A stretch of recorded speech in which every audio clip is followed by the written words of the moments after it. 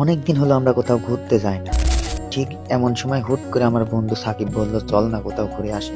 তো দেরি না করে আমরা লোকেশন ফিক্সড করলাম কুষ্টিয়া জেলার বিখ্যাত টুরিস্ট স্পট ইউটিউব ভিলেজে। তো ব্যাগ কাঁধে তুলে আমরা রওনা দিলাম ইউটিউব ভিলেজের উদ্দেশ্যে।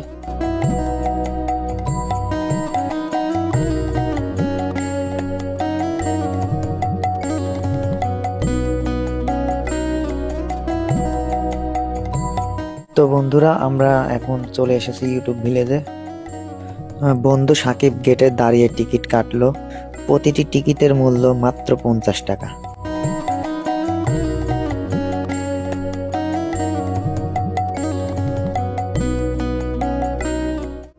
ভেতরে ঢুকতে চোখে পড়ল চারপাশ জুড়ে অপরূপ সবুজের সমারোহ।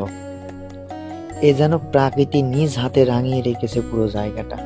গাছপালার ফাঁক দিয়ে আসা সূর্যের আলো, নরম হাওয়া আর পাখিদের ডাক সব মিলিয়ে মনটা শান্ত হয়ে যায়, ঠিক যেন বইয়ের পাতায় পড়া কোনো এক গ্রিন ভিলেজের বাস্তব রূপ।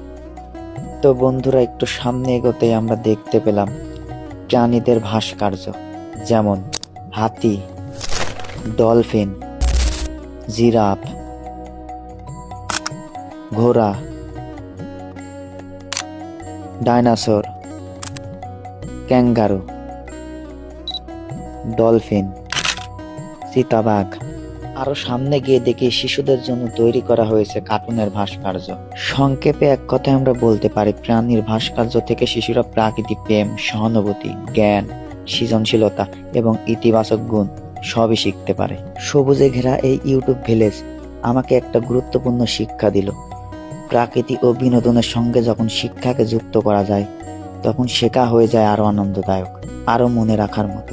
আজকাল আমরা মোবাইল ফোন আর প্রযুক্তির মাধ্যমে এতটাই ডুবে যায় যে বাস্তব প্রকৃতি থেকে অনেকটাই দূরে চলে যায় আমরা।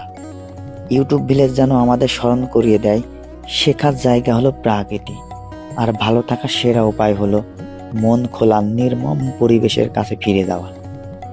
দিন শেষে আমার কাছে মনে হলো এই ভ্রমণটা হুট করে নয়, বরং ঠিক সময়ে করছি।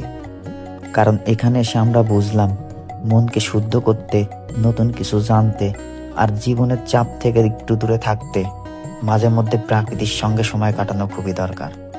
তো বন্ধুরা, আজকের ভিডিওটি এই পর্যন্তই। যদি ভালো লেগে থাকে অবশ্যই শেয়ার করবেন। ধন্যবাদ।